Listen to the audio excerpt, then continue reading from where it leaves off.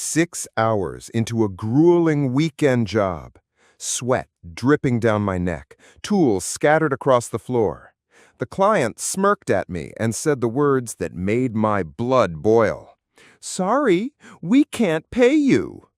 He had no idea that in that exact moment, I decided he was about to pay more than he ever imagined.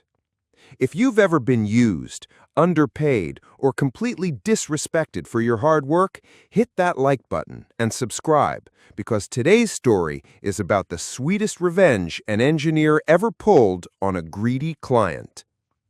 I've spent years working as a field engineer for a company that makes highly specialized industrial equipment. Big, complicated machines. Half the time, just looking at the manuals makes people's heads spin. I loved the job. I loved the challenge. But there's one thing I couldn't stand.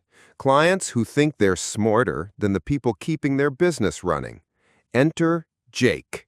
Not his real name, but you'll see why he doesn't deserve the credit anyway.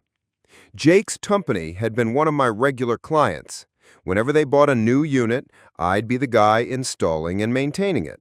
We knew each other well, or at least I thought we did. After a few years, I left that company for a better opportunity. Life was good, and I thought I'd left the headaches behind. Until one random afternoon, my phone lit up with Jake's name. Jake sounded desperate. He needed a new unit installed and another serviced. "Hey, buddy, you still do installs?" I explained that I'd moved on from the company. He practically begged me to consider a private job, saying their engineers couldn't make sense of the instructions.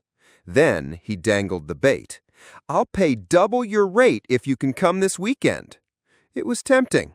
A weekend of work for double pay? Sure, why not?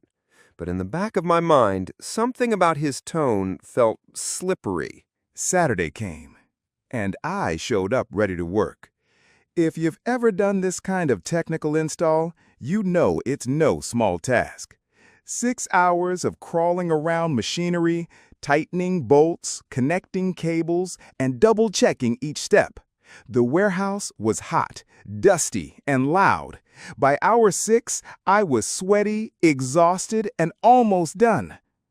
That's when Jake walked in, hands in his pockets, casual as can be. "Hey, about that payment. Yeah, we just don't have the budget after all. My guys can take it from here." I froze. My hands literally shook from anger. 6 hours of grueling work, and now he wanted me to walk away unpaid? My chest tightened. My ears rang. I thought about my weekend gone, my energy drained, and this man smiling like he just outsmarted me. That was the moment I decided you messed with the wrong engineer. You see, these machines have a little secret. Inside the unit, there's a tiny hidden button, so small you need a pin to reach it. Pressing it puts the unit into test mode. In test mode, the unit looks fine. Lights flash, fans whir, but it will never configure properly. The instructions never mention this button because normal installers never need to touch it. I glanced at Jake, still grinning like a hyena who'd stolen my lunch. And without a word, I reached in and clicked that hidden button. Then I packed up my tools and left. I could already picture it. Jake's engineers scratching their heads, manuals spread out, hours ticking by with zero progress. And the best part? Since I had started the install, my old company's policy meant they couldn't step in. This was checkmate. Monday morning, my phone buzzed. Jake. I ignored it. Tuesday, 5 missed calls. Voicemails ranging from, "Hey buddy, can we talk?" to, "What the hell did you do to my machine?"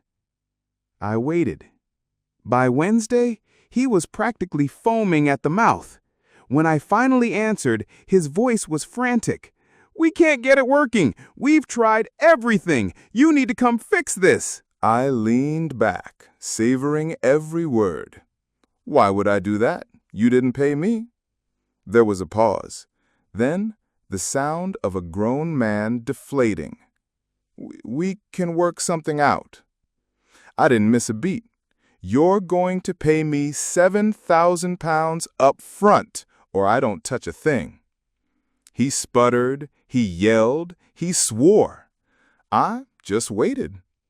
Eventually, desperation crushed his pride. The money hit my account the next day. I walked into the warehouse, calm as ever. Jake hovered over me, nervous, exhausted. Without saying a word, I pulled a small pin from my pocket, reached into the unit, and clicked the hidden button back. The machine roared to life like nothing had ever been wrong. Jake's face, priceless. First, confusion, then realization, then utter humiliation. I packed my tools and left in under 20 minutes. Easiest 7,000 pounds I've ever made. Jake never tried to stiff me or anyone I knew ever again. Here's the thing. Being smart doesn't mean taking advantage of people. Jake learned the hard way that you never mess with the person who actually knows how the system works. And sometimes, karma comes with a 7,000-pound price tag. If that revenge made you smile, hit that like button and subscribe for more stories like this. And tell me in the comments, what's the most satisfying revenge you've ever seen someone pull off?